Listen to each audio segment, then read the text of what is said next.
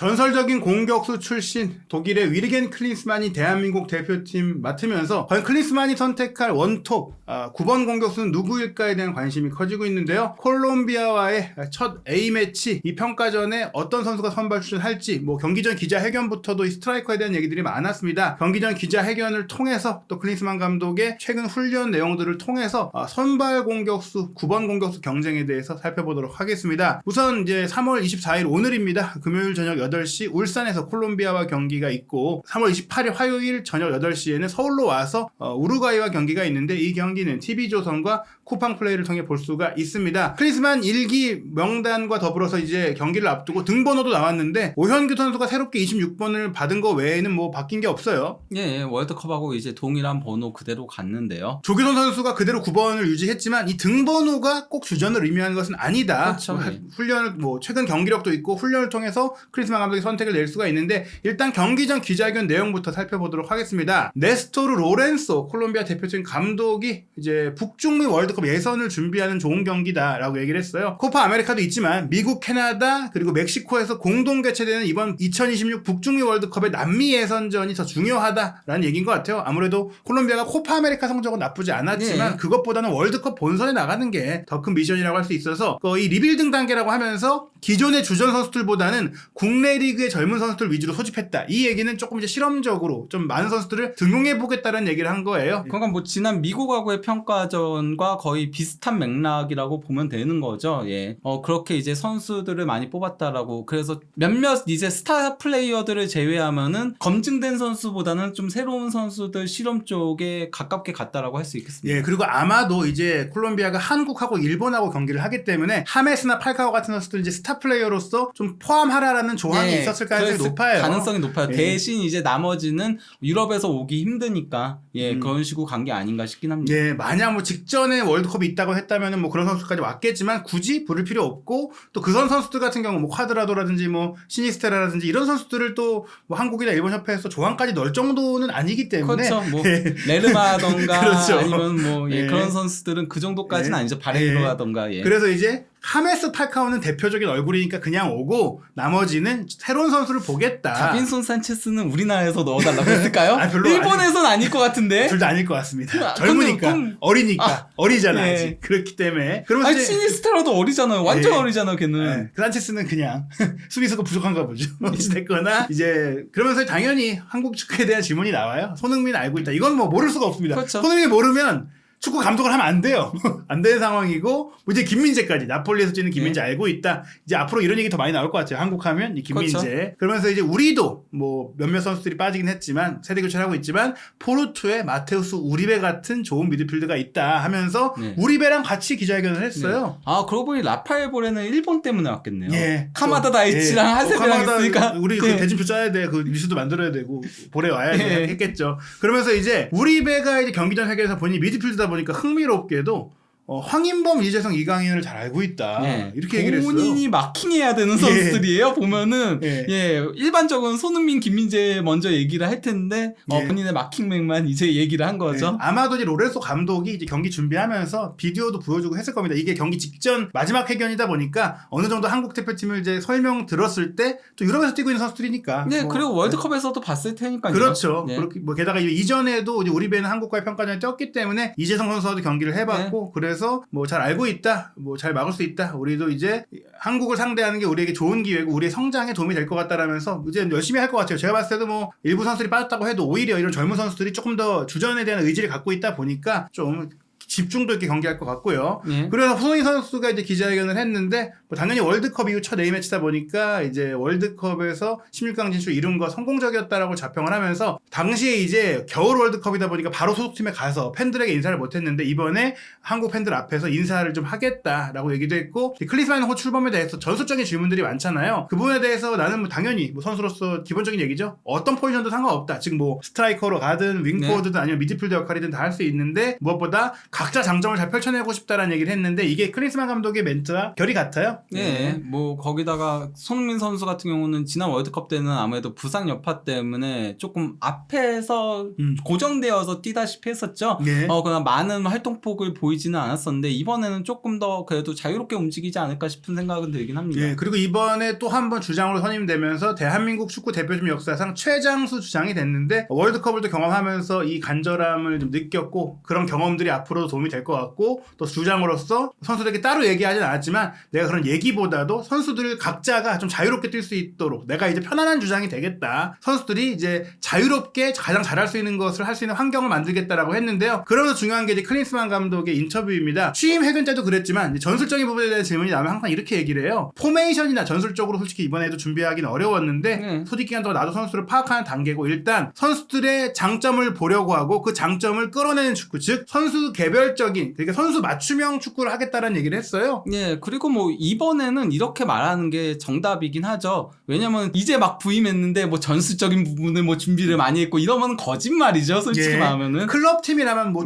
혹시 모르겠지만 지금 사실 대표팀이 하면 2, 3일 정도 맞춰보고 그렇죠. 바로 경기를 해야 되기 때문에 거기다가 어쨌건 이번에는 월드컵 멤버들을 국내 팬들한테 그냥 월드컵에서의 성공을 다시 한번 보여주겠다는 포석이 큰 대회거든요. 이번 그 평가전 자체가 의미가 그렇기 때문에 그냥 지난 월드컵 때의 움직임을 그대로 가져가는 게 기본적으로 맞긴 하죠. 다만 이제 큰 차이가 있다면 황희찬 선수가 이번 경기에 뛸 수 없는 부상 상태인 가운데 우선 완전체 훈련에서는 이강인 선수를 주전주에 넣었다. 월드컵 때는 이강인 선수가 좀 쪼코로서 뛰긴 했었잖아요. 그래서 이강인 선수를 어떻게 활용할 것인지에 대한 질문을 클린스만 감독에게 했는데 이 질문에 대해서 클린스만 감독이 그래도 상당히 높은 수준 높은 축구를 이제 하는 선수고 아주 어린 나이부터 해외에서 뛰었고 또 이 선수가 이제 더 성장하도록 많이 대화를 하고 싶다고 하면서 앞으로 마요르카에서 뛰는 경기 다 보겠다는 얘기까지 했어요. 그 얘기는 이제 그 전까지 안 봤다는 얘기거든요. 예, 근데 이제 마요르카 경기 다 보기 힘들 겁니다. 예? 보면 괴로워가지고.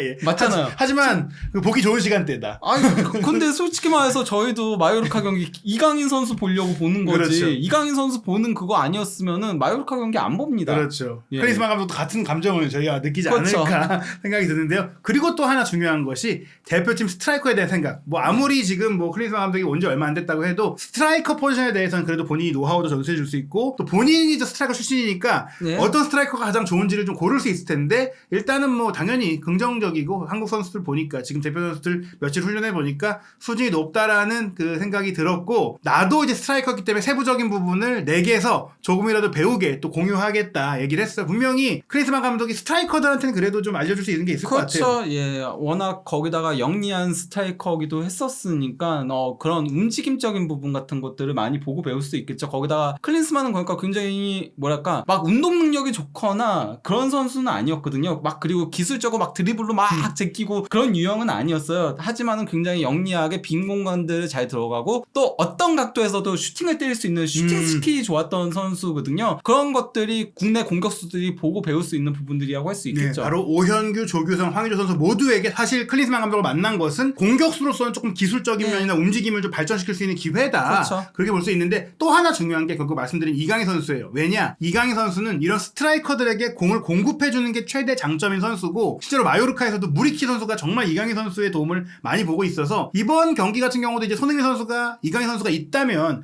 좀 그 공을 받아먹을 수 있는 위치로 들어가는 플레이가 나오고 또 조규성 선수가 뭐 포스트 플레이를 한다거나 혹은 조규성 선수가 바로 무리키 같은 역할을 할 수도 있고 사실 그러니까 지난 월드컵에는 무리키 같은 역할을 했죠. 예. 이강인이 측면으로 많이 빠져서 크로스를 굉장히 많이 올렸었고 조규성이 그거를 많이 받아먹는 형태로 플레이들을 가져갔었죠. 거기서 이제 가나전 골도 나왔었고 했던 거니까요. 예. 그래서 이번 경기는 아무래도 이강인 선수가 플레이메이커로 정말 선발 출전을 했을 때 조규성 선수라든지 혹은 다른 스트라이커라든지 손흥민 선수와의 그 조합 플레이가 어떨까에 대한 궁금증이 커지고 있는데 저는 그러니까 톱에 누가 설 거냐에 따라서 이강인의 움직임도 조금 달라지지 않을까 싶긴 해요. 예를 들어가지고 이제 오영규라던가 황의조 같은 경우들은 이제 뒷공간을 파고 들거나 이런 것들에 능한 선수니까 특히 이제 오영규는 측면까지도 빠지는 플레이들을 많이 하잖아요.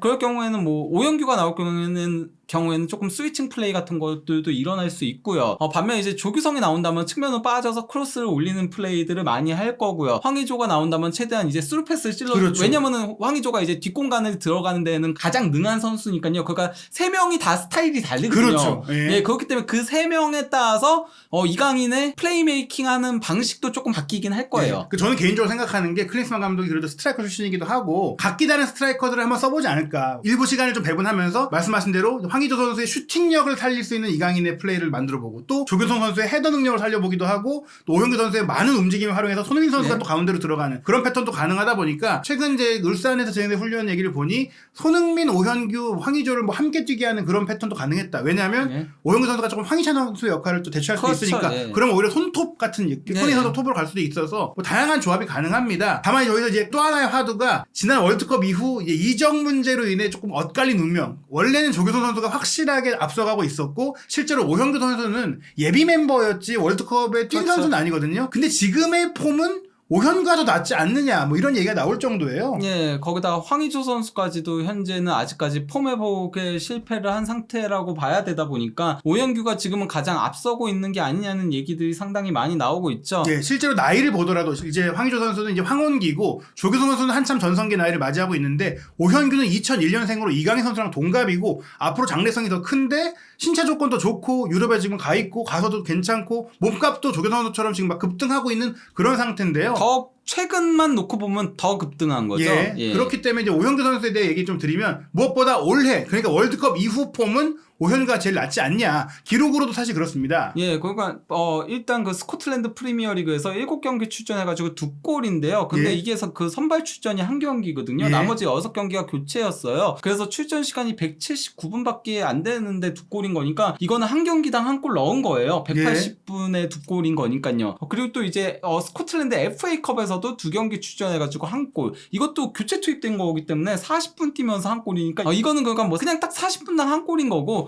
리그컵에서 이제 한 경기 이게 결승전이다 보니까 출전 시간이 조금 부족했죠. 예, 결국에 이제 오현규 선수가 셀틱에 가서 리그컵 우승 경험하면서 우승 경력 쌓았고 리그와 FA컵에서 모두 득점을 했고 그런 과정 속에 이제 제한된 시간 속에서도 네. 뭐 페널티킥 득점도 있긴 했지만 본인이 얻어냈고 또 강력한 헤더 슈팅도 있었고 본인이 또 그 주워먹기 골도 있었지만 위치 선정이 좋았고 침투도 좋았기 때문에 네. 스트라이커로서 본인에게 기대하는 역할들을 새 팀에 가서 처음 유럽에 가서 바로 보여줬다는 네. 것은 분명히 고무적인 부분이죠.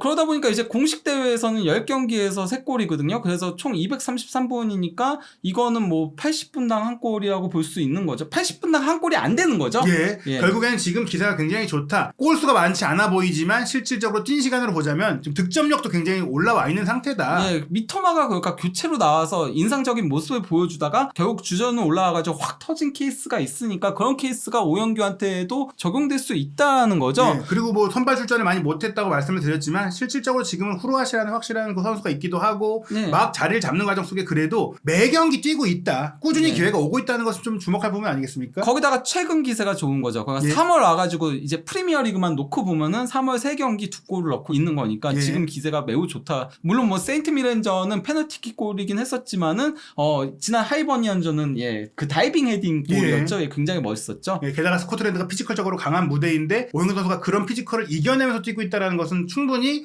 또 앞으로 한국 대표팀의 대형 공격수가 될 수 있다는 기대감이 있는데 네. 저는 그런 부분에 있어서 조규성 선수가 조금 아쉽지 않을까. 왜냐하면 원래 셀틱의 1픽은 조규성 선수였는데 조규성 선수가 셀틱을 안 가면서 오영규 선수가 간 거잖아요. 사실 그리고 마인츠의 1픽도 조규성이었어요. 예. 근데 조규성이 안 가면서 아조르크를 영입하게 된 거였거든요. 예. 오영규도 셀틱을 가고 조규성도 마인츠를 가고가 될 수 있었어요. 그렇죠. 예. 근데 그게 결국 전북 쪽에서 반대를 하게 되면서 불발이 됐는데 지금 조규성 선수가 초반에 그렇게 폼이 좋지는 못한 상태죠. 예, 게다가 지금 전북현대가 그 팀이 아시잖아요. 전북현대는 그냥 K리그의 1강으로 불렸다가 뭐 최근에 이제 홍명보 감독이 부임한 울산에게 네. 지난 시즌 우승컵을 내주기도 했지만 그래도 끝까지 치열하게 경쟁하던 팀인데 현재 전북현대가 물론 4라운드밖에 2023 K리그가 진행되지 않았지만 하루의 부진을 겪으면서 감독 퇴진 운동도 벌어지고 있고 성적 자체가 1승 1무 2패예요. 예, 거기다가 김상식 감독이 좀 여러모로 문제들이 있긴 하죠. 그 공격 전술을 너무 못 만든다는 얘기들이 있으면서 지금 이게 조규성을 더 죽이고 있는 게 아니냐는 지적들도 있긴 합니다. 예, 게다가 실제로 조규성 선수의 개인적인 폼도 지난 시즌에 이제 득점왕을 차지한 선수인데 딱 한 골만 넣고 그 한 골도 지금 거의 강등 최하위권에 처져 있는 수원 삼성을 상대로 페널티킥으로 넣은 거예요. 예. 즉 사실 뭐 이런 기록을 떠나서 지금 경기력 자체가 월드컵 때보다 훨씬 떨어졌다. 예. 약간 좀 우려되는 상황인데 이게 좀 정신적인 면, 심리적인 면에도 영향을 미치는 것 같아요. 아무래도 뭐 이적할 줄 알았는데 못 가게 된 거에 대한 박탈감도 어느 정도는 있긴 할 거예요. 네. 선수 본인은 물론 뭐 전북에 집중하고 여름에 가겠다는 식으로 얘기를 하긴 했지만은 이게 아무리 그렇게 마음을 다 잡으려고 해도 심리적인 게 쉽지 않거든요. 저는 그 쉽지 않은 이유 중에 하나가 본인이 갈 수 있었던 셀틱에 오현규 선수가 가서 또 잘하고 있고 대표팀에서도 이제 경쟁 상대가 되니까 조금만 본인도 저는 위협을 느끼지 않을까. 개인적으로 셀틱보다도 마인츠 못 간 거에 더 박탈감을 느낄 거라고 생각을 하는데요. 마인츠 갔으면은 이재성과 함께 뛸 수 있었고 전북에서 함께 뛰진 않았지만은 전북의 선후배 관계에 예 그렇게 호흡을 맞출 수도 있었기 때문에 그리고 마인츠가 더 빅리그니까 저는 예. 마인츠를 가고 싶었을 거라고 생각해요. 그런 식으로 얘기 듣기도 했었고요. 예, 그랬다면 또 클린스만 감독과도 얘기하거나 지금 독일 네. 출신의 코칭 그렇죠. 스태프와도 유대감을 갖기 좋았을 텐데 여러모로 지금 조규성 선수는 월드컵 때 활약으로 딱 올라갔다가 지금 이제 시험 때에 올랐다. 네. 부전 경쟁에서 앞서가다가 이제는 제로가 됐다라고 봐야 될 것 같고 그리고 이제 황기조 선수 같은 경우에 이런 그 대표팀에서의 경쟁이라든지 또 다시 유럽 무대에서 뭔가 경력을 끌어올리기 위해서 FC 서울과 6개월 단기 임대 계약을 맺었는데 제가 이제 기자로 취재하면서도 유럽에서 활동하다가 국내에 복귀한 선수들은 바로 엄청난 임팩트를 보여주고 솔직히 그 유럽에서의 그 기세를 살려가지고 조금 이제 씹어먹는 그런 느낌들을 보였었거든요. 근데 황기조 선수 조금 고전하고 있어요. 그 초반에는 움직임이라던가 슈팅이라던가 이런 것들이 나쁘지 않았었거든요. 도리어 좋아가지고 아직 안 죽었네라는 얘기들까지 있었는데 이게 조금 꼬run이 따르지 않다 보니까 최근 와서는 도리어 갈수록 조금씩 내려오는 듯한 모습을 보여주고 있긴 하죠. 실제로 인천 유나이티드와 경기에서는 좋은 기회도 많이 만들어냈고 활기찬 움직임 보여줬고 좋았는데 무엇보다 공격수는 골로 얘기해야 되기 때문에 게다가 또 하필이면 팀은 잘하고 있어. 팀 성적은 좋다 보니까 본인의 골이 터지지 않는 게 오히려 좀 부담되지 않는 상황일까. 그런 가운데 대표팀이 소집이 됐는데 당연히 황기조 선수 입장에서는 지금 주전으로 못 나오는 것 자체가 자존심이 상할 상황이거든요. 하지만 열린 경쟁이고 지금 누가 원톱이 될지 정말 그 원점에서 클린스만 감독이 눈에 들어야 되는 상황이다. 이 선수들이 분명히 특징이 다른데 개별적인 기록으로 보자면 어떤 것들이 돋보일까요?